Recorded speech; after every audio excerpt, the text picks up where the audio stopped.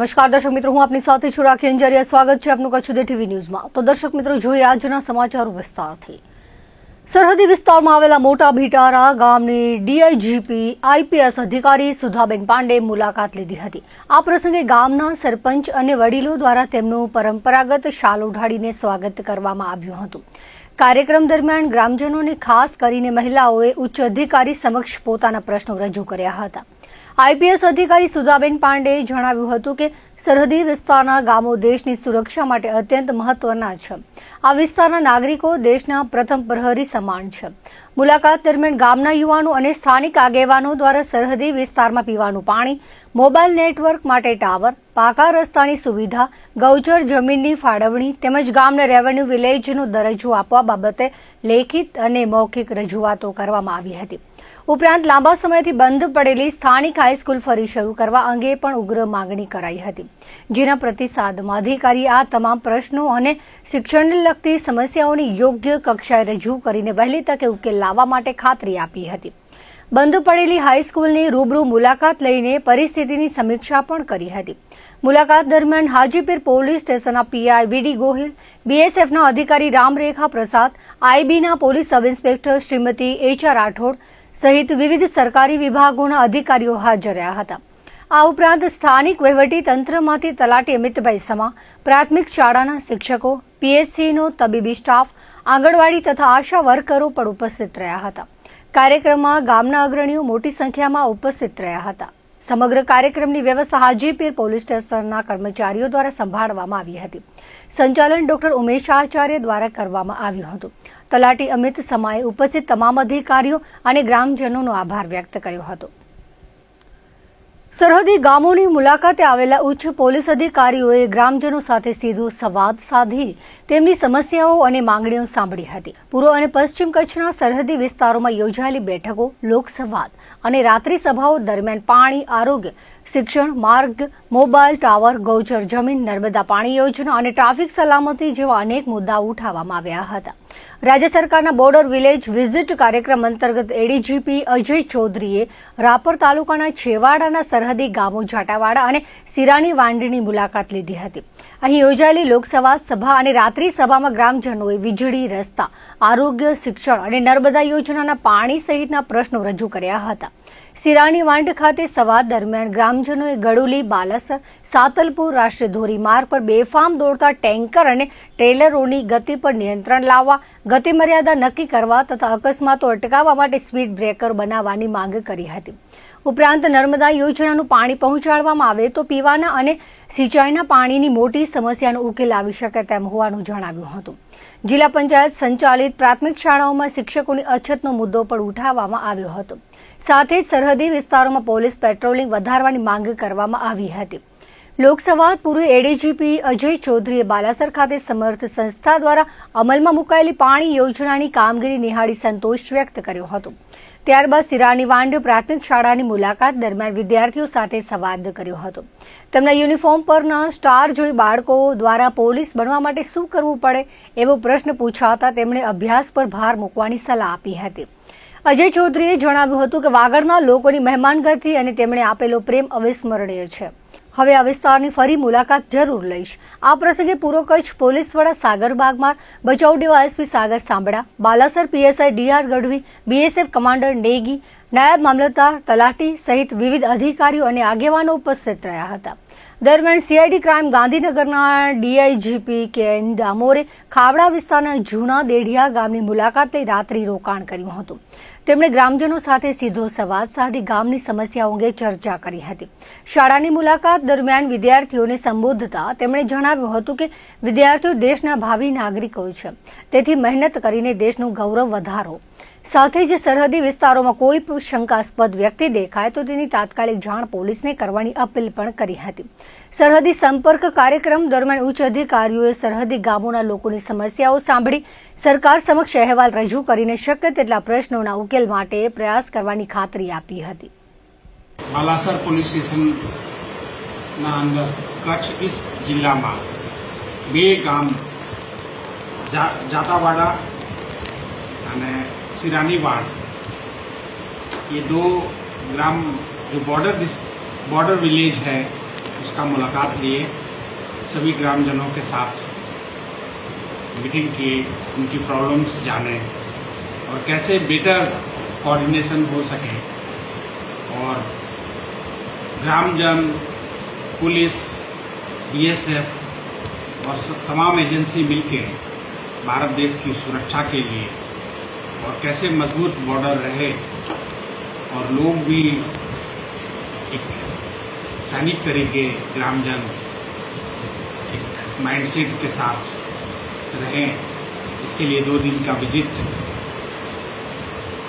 माननीय सरकार श्री के आदेश से आज 2 दिन का विजिट पूरा हुआ। गांव के लोगों को मोटिवेट भी किए और उनकी प्रॉब्लम्स क्या है, रोड की problem, drinking water problems, education, उनके बच्चे का स्कूलिंग का प्रॉब्लम के लिए क्या जरूरियात है और भी विभिन्न प्रकार का जरूरियात हम जाने और उसको लिस्ट आउट करके माननीय सरकार श्री को बताएंगे। और बहुत अच्छा और बहुत इंथुजियास्टिक सभी ग्रामजन, पूरे बीएसएफ, पुलिस, आर्मी, सभी नागरिक लोग बहुत हेल्प कर रहे हैं और एक मजबूत बॉर्डर सिक्योरिटी सिस्टम का एक उदाहरण मेरे को देखने को मिला। 15મી જૂને યાત્રી સુવિધા દિવસ ઉજવવામાં આવશે। તેની ઉપલક્ષ્યમાં ભુજ એરપોર્ટ ખાતે નવીનીકરણ અને પ્રવાસીઓની સુવિધાના કાર્યોની માહિતી એરપોર્ટ ડાયરેક્ટર દ્વારા આપવામાં આવી હતી। નવીન કુમાર સાગરે એરપોર્ટના વિકાસ, મુસાફરોની વધતી સંખ્યા અને ભવિષ્યના આયોજનો અંગે માહિતી આપી હતી। તેમણે જણાવ્યું હતું કે છેલ્લા 12 વર્ષોમાં દેશના નાગરિક ઉડ્ડયન ક્ષેત્રે અભૂતપૂર્વ અને ક્રાંતિકારી પરિવર્તનો આવ્યા છે। વર્ષ 2014માં દેશમાં કાર્યરત હવાઈ મથકોની સંખ્યા આશરે 74 હતી, જે આજે વધીને 150થી વધુ થઈ ચૂકી છે।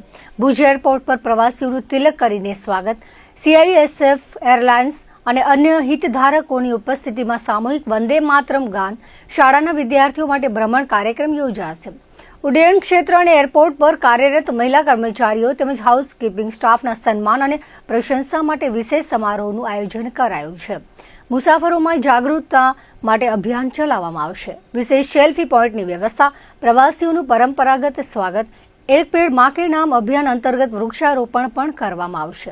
એરપોર્ટના નવીનીકરણની વિગતો આપતા જણાવ્યું હતું કે હરિત એરપોર્ટની વિભાવના હેઠળ ઉર્જા સંરક્ષણને પ્રોત્સાહન આપવામાં આવી રહ્યું છે, જેના ભાગરૂપે ભુજ હવાઈ મથકે 275 કિલોવોટની ક્ષમતા ધરાવતો સોલાર પાવર પ્લાન્ટ સ્થાપિત કરીને કાર્યરત કરાયો છે।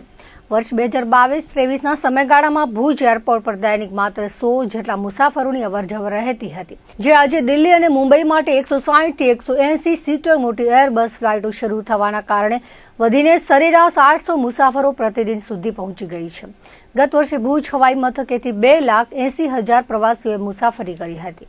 મુસાફરોની વધતી સંખ્યાને ધ્યાનમાં રાખીને મંત્રાલયના મિશન 2047 અંતર્ગત ટર્મિનલ બિલ્ડિંગના વિસ્તરણ અને પુનઃરચનાની કામગીરી પ્રગતિમાં છે। આ પ્રોજેક્ટ પૂર્ણ થતાં જ એરપોર્ટની પ્રવાસી ક્ષમતા વર્તમાનના 540 પ્રવાસી પ્રતિ કલાકથી વધીને સીધી 1200 પ્રવાસી પ્રતિ કલાક થઈ જશે। એરપોર્ટ પર એપ્રોન વિસ્તરણની મંજૂરી પણ મળી ગઈ છે, જેનાથી આગામી સમયમાં એક સાથે 5 વિમાનો પાર્ક થઈ શકશે, જેમાં 3 મોટા એરબસ, A321 વિમાનો અને 280 સીટર નાના વિમાનોનો સમાવેશ થાય છે। સુરક્ષા વ્યવસ્થાને વધુ સુદૃઢ કરવા માટે વિડીયો એનાલિટિક્સની ક્ષમતા ધરાવતા અત્યાધુનિક સીસીટીવી કેમેરા લગાવવામાં આવશે, જ્યારે મુસાફરો માટે ફ્રી વાઈફાઈ સુવિધા પણ કાર્યરત કરી દેવામાં આવી છે। વિદેશમાં વસતા બિનનિવાસી ભારતીય એટલે કે એનઆરઆઈ મુસાફરો માટે રાહતના સમાચાર આપતા એરપોર્ટ વહીવટીતંત્રે જણાવ્યું હતું કે એર ઇન્ડિયા દ્વારા થ્રુ બેગેજ અને બોર્ડિંગ પાસની વિશેષ સુવિધા શરૂ કરવામાં આવી છે। આ વ્યવસ્થા હેઠળ લંડન, ન્યૂયોર્ક કે સેન ફ્રાન્સિસ્કો જેવા આંતરરાષ્ટ્રીય સ્થળોએ જતા મુસાફરોને ભુજ એરપોર્ટ પરથી જ તેમના અંતિમ મુકામ સુધીના આંતરરાષ્ટ્રીય બોર્ડિંગ પાસ મળી જશે। ભારતીય વાયુસેના સાથે થયેલી ઉચ્ચ સ્તરીય ચર્ચાના સકારાત્મક પરિણામ સ્વરૂપે એરપોર્ટ ઓપરેશનનો સમય વહેલી સવારથી લઈને રાત્રિના 8 થી 9 વાગ્યા સુધી લંબાવવા વાયુસેના સહમત થઈ છે અને ભવિષ્યમાં રાત્રિના સમયે આવનારી ફ્લાઇટોને પણ વાયુસેના દ્વારા જરૂરી સહયોગ આપવામાં આવશે। मुझे बताते बहुत खुशी हो रही है कि हमारे मंत्रालय, नागर विमानन मंत्रालय जो है, हमारे माननीय प्रधानमंत्री जी ने जो अभी 12 वर्ष पूर्ण किए हैं अपने सेवा के कार्यकाल के लिए 2014 से, उसको एक विशेष उपलक्ष्य के रूप में मनाने का निर्णय लिया और मैं बहुत अपने आप को भाग्यशाली महसूस कर रहा हूं कि मैं उसको इस सेलिब्रेशन का पार्ट हूं। और इसमें मुख्य हमारा जो है यात्री की जो सुविधाएं हैं और पिछले 12 साल में जो निरंतर हम प्रयासरत रहे हैं, नागर विमानन मंत्रालय के इनिशिएटिव्स जो थे और हमारे माननीय प्रधानमंत्री जी के जो इनिशिएटिव थे कि यात्रियों को जितना सुलभता से, सुगमता से और सुरक्षित यात्रा दे पाएं, उसके बारे में हम निरंतर प्रयासरत हैं। और उसी के बारे में, उसी को जागृत करने के लिए जनमानस को कि हम हमेशा प्रयासरत हैं 24 घंटे आपकी सुरक्षा और जो सुरक्षा सही सेवा का हमारा नारा है उसके लिए प्रयासरत हैं। और नई नई जो सुविधाएं बढ़ रही हैं, जैसे उड़ान की है, डिजी यात्रा है, फ्लाईबेरी की सुविधा थी, वाईफाई इनिशिएटिव लिया, वो सारी सुविधाएं जो हैं आपके ही सुगमता के लिए निर्धारित की जा रही हैं और उसमें हम हमेशा प्रयासरत हैं। કચ્છની પ્રથમ અને એકમાત્ર મહાનગરપાલિકા ગાંધીધામમાં વિપક્ષ નેતાની પસંદગીને લઈને કોંગ્રેસમાં રાજકીય ગતિવિધિઓ તેજ બની છે। ગુજરાત પ્રદેશ કોંગ્રેસ ઓબીસી વિભાગના પ્રમુખ મહેશભાઈ રાજપૂત અને કોંગ્રેસના અગ્રણી જીવણભાઈ કુંભારવાડિયાની ઉપસ્થિત રહ્યા હતા। કોંગ્રેસના ચૂંટાયેલા કોર્પોરેટરો, આગેવાનો અને કાર્યકરો સાથે બેઠક યોજાઈ હતી। બેઠક દરમિયાન વિપક્ષ નેતાની પસંદગી માટે સેન્સ પ્રક્રિયાનો પ્રારંભ કરવામાં આવ્યો હતો, જેમાં કોર્પોરેટરો અને આગેવાનોના અભિપ્રાયો મેળવવામાં આવ્યા હતા। આગામી સમયમાં કોંગ્રેસ દ્વારા હાઈકમાન્ડ સમક્ષ આ અભિપ્રાયો રજૂ કરવામાં આવશે।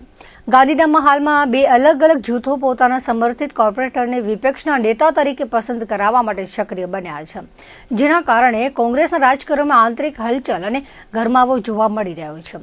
ઉલ્લેખનીય છે કે મહાનગરપાલિકા ચૂંટણીમાં ભાજપે 41 બેઠકો સાથે સત્તા જાળવી રાખી છે, જ્યારે કોંગ્રેસે 11 બેઠકો મેળવી મુખ્ય વિપક્ષ તરીકે સ્થાન મેળવ્યું છે। હવે વિપક્ષના નેતા પદ માટે કોંગ્રેસ હાઈકમાન્ડ શું નિર્ણય લે છે તેના પર સૌની નજર મંડાઈ છે।